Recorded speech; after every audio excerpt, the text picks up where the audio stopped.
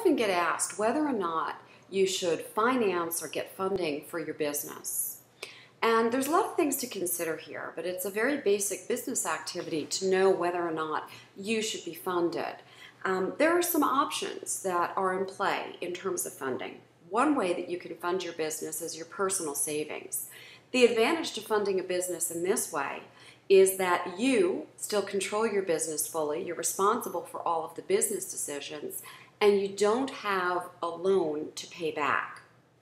The problem with that might be that if you don't have a lot of resources or reserves, it may tax you or your family. The second way of financing a business is to ask friends or relatives to assist in your business and really look to them as a source of money. So the only thing that you risk there, again, is having somebody else's input in your business, as well as perhaps risking some friendships or some relationships.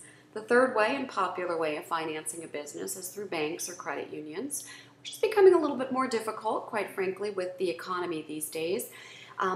In this regard, you will have to have a very long and very solid business plan, and it needs to meet a lot of particular criteria and structure. It can be very lengthy to put together, takes a long period of time. And the last way of financing a business or funding a business is through angel investors or venture capital. And again, today's economy, a little bit more tough. You're going to then give away some of the equity, some of the ownership.